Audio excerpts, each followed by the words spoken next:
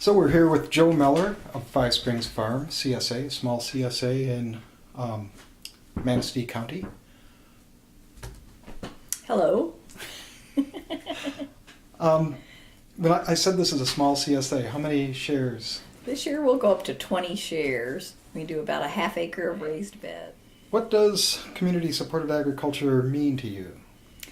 To me personally, it means feeding my friends and neighbors and having a community around me, growing vegetables, which I love to do anyway, and having other people eat them. What it means is an agreement between a farmer and the eaters where they buy a share of the harvest in the fall and winter so that you can buy your seeds and other amendments when you need to, and then during the summer you grow vegetables for them and they come out once a week and pick up a share of the harvest. When we first started our CSA, I have to say I looked at it as just another way to market vegetables. Yeah. We already had a farm stand going that was keeping us real busy, and we are just looking for another outlet. And I kept that attitude for a long time, maybe 10 years.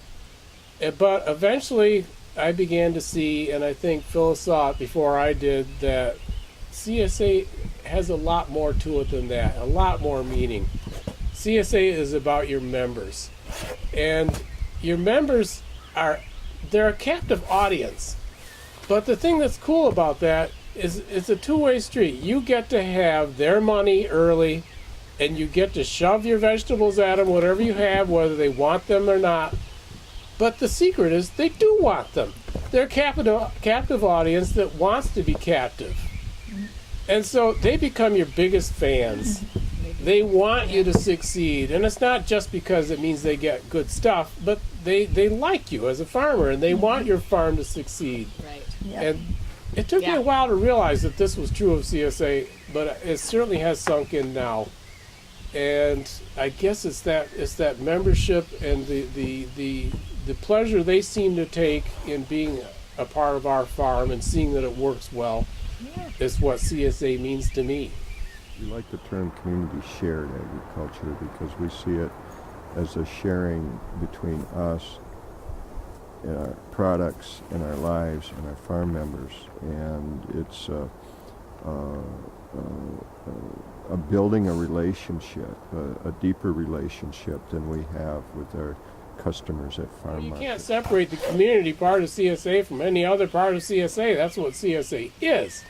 You know, there's the agriculture part, which means food, but without the community part, all you're doing is selling food to strangers. With CSA, you're selling food to people that become your friends.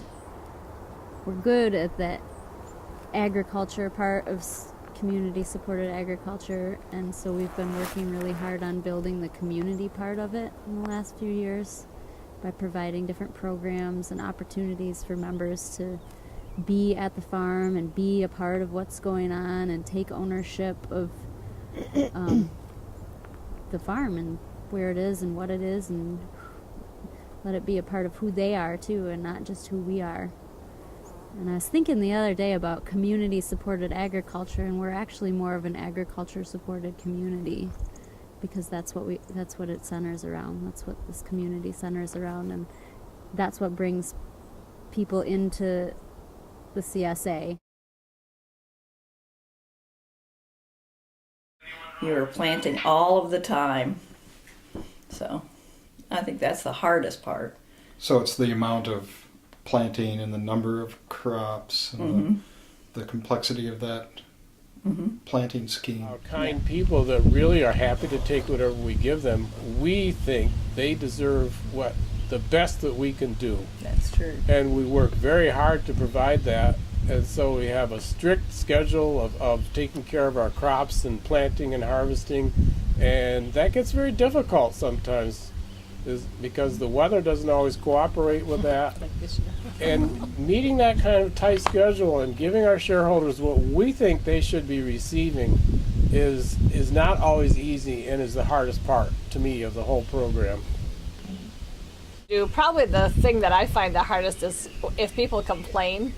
Most of our shareholders praise and are excited, as Mike was saying, for the stuff, but some people complain about too many greens in June and different things like that. And I think that's really hard because, as Mike said, we're doing the best that we possibly can, and probably better than almost anybody could do right here in this particular eco system or climate. And yet some people aren't satisfied. They're still into the grocery store mentality, and I find that challenging to deal with mentally, at least.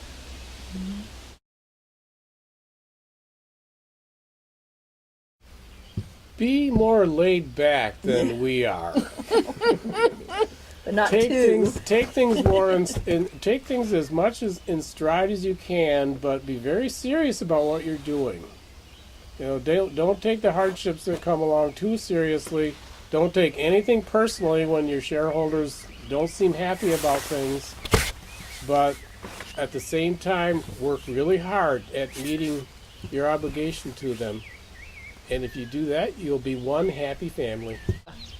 Not to borrow too much money, either from parents or anybody else, because Start with the people you know.